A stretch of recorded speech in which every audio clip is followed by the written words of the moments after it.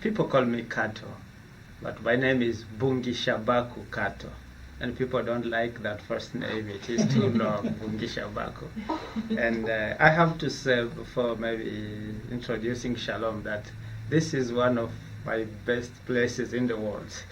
I like books, and when I come here, I rejoice that I can see so many titles. About Shalom, Shalom started 1961 as a small Bible school. The first meeting took place in 1959. I'm happy to have one of the missionaries who were there at the beginning. It was clear that missionaries, with the independence coming very fast, missionaries had to leave, and they needed something, a school that would train pastors for the local churches.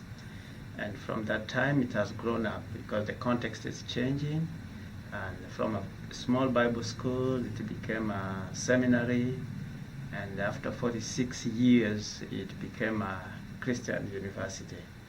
And the Christian university came from the need after the war, 8 years of war, and the School of Theology conducted some research on the field to find the real need of the people.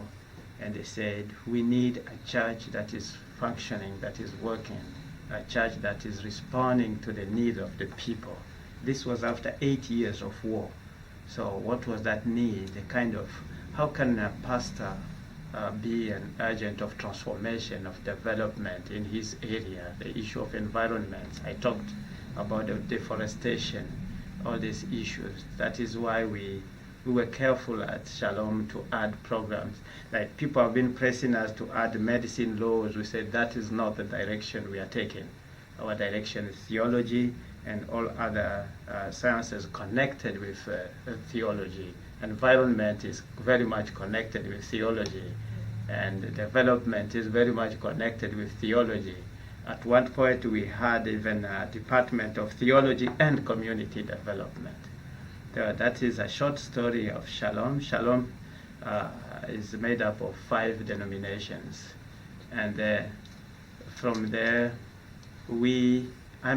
people kept asking us that the context is also changing. People, when we train our students, they go back as pastors, and the churches are growing. The situation in Congo is a bit different. We talk about 85% of Congolese being Christians. Sometimes they claim to be a Christian. It is an honor to be a Christian in Congo. Mm-hmm. When they ask you, are you a Christian? You can't say I'm not, because it is, what do you mean? It is, they are Christians. That is the way they think of themselves. It is true that some of them are not. The Christianity is just attending the church sometimes and things like that. But the church is growing. The church is really growing. Apart from being the president of Shalom University, I also lead our denomination of, that is the Brethren Evangelical Church. We call it Communauté Manuel in French. And it is about 25 new churches per year.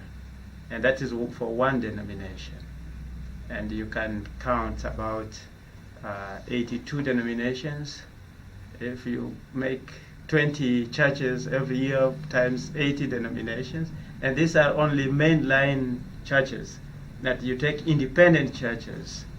Independent churches count for about 40% of the churches in Congo. So at one point I was thinking, like, how can we stop church growth? Because you plant church, like 2-3 weeks ago, before coming here, there was a new one in Kisangani, and say, but we don't have enough pastors to train them there. At Shalom we are trying, but when you have like 20 new churches every year, 25 times 80 denominations, and all these independent churches come in every day, how do you train pastors for this? That is why we value theological education, and this is the real business we are in. We have our Bible school that is a small one. And each denomination has a Bible school. That is where they train pastors for churches in rural areas. And I've been pressing Brother Master, who is with me, to help me to set that Bible school. And the students we train at Shalom in the School of Theology, they go to teach in those Bible schools. And we have hundreds of these Bible schools throughout Congo. So this is the need you can see for the training in Congo and at Shalom. About the doctoral program, it also came out of our context, that we have more and more people who are well trained in our churches. And you have to, and there are also pressing questions. I made a mistake. I forgot to bring my pictures I took with the president of my country. Just 2 months ago, we had a meeting, 4 of us, for about 1 hour discussing some issues. He told us, don't tell people what we have been talking about here. You see, the level of education is going up, and you also need to care for that. And also the issue of independent churches are becoming very complex, the kind of theology they teach there. So you need to train people who are able to respond to those needs. And this is how the church, the board, and our board at Shalom is composed of the people come from the 5 denominations. So they came to realize that we need to upgrade our education and to start a PhD program. It was a long process, difficult, risky, because when I come to the US and what you call PhDs, I meet some serious professors and I say, how are we going to do it? But we have been encouraged by some people telling us, don't be afraid, we are there for that, we will help you. That is how we started. And we started with 7 people, and 4 in biblical theology and 3 in missions. And now we have registered, that is about 12. So, but we are careful not to go far beyond our capacity. We have appreciated so many people have gone to help us, from Gordon Cornwell, from Trinity, and from Europe. We have many people who have been coming and excited about the program. And that is why sometimes I feel like, can I charter a big flight and carry all these books take them with me? Yeah. About the peace process, that one has been a very difficult process. When I started as the president of, it was Bunia Theological Seminary before becoming Shalom University. I was in South Africa when the situation deteriorated in my place, and the whole town was destroyed.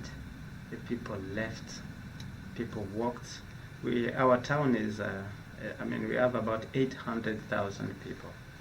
So I think 95% of the people left the town. Yeah, because they were fighting, and he knows the story. House by house, controlled by the militia, 2 factions. And almost everything was destroyed and looted, except Bunia Theological Seminary, that is Shalom University. That is why we put the name Shalom. The issue is, when the 2 factions, these are ethnic militia, when they were fighting, we made it clear that at the seminary, this is a place of peace. We don't like fighting. Now, when one group is defeated, people from the ethnic group that is defeated, they will come to hide at Shalom. We will hide them. And then, after some days, this ethnic group, this militia fighting, they are supported by some powers behind them. Like Uganda was supporting a group, Then the government will support a group, and then when the militia is finished, they will run away, and the people of the ethnic group will be in danger. We will hide some of them, and we will do the same with the other group. That is when the fighting got closer to Shalom University. All the two groups said, we are not going to destroy that school. Each one will identify with the school. And they stopped right there. And people came to notice that that is the only place of peace. So the school was evacuated. That was in May 2003. But displaced people, about 1,300 of them, moved in. And that is when I finished my study in South Africa. And the former principal, we called principal president, his son was killed during that fighting, and he was not feeling very well, so he asked whether somebody could come and replace him.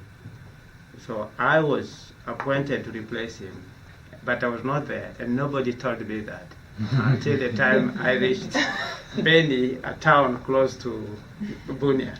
Then somebody congratulations, what is it? Oh, you have been appointed the vice president. I didn't know that. I just finished my studies. So I moved there. The plan was to work with the president for 1 year of transition, and then he would step down. But we worked only for 14 days. He got a stroke and died. So I had the responsibility of making sure that the school will, student will return and the staff, and we start running again. This is what we did. A long story of the process, but people came to realize that that was the place of peace, and all the meetings for reconciliation, that was the place at the seminary. And when the first district, I don't know how you call it, the district commissioner, something like that, the head of the district, our Ituri district, when he was appointed during that time of reconciliation and tension, the first thing she did, a lady, she walked straight to our chapel and called me and all other people and students, pastors, come and pray for me. So she knelt down and said, I know that this is the place of peace. That is when we chose the name Shalom University, when we changed it to a university. So this is a long process. The situation has changed.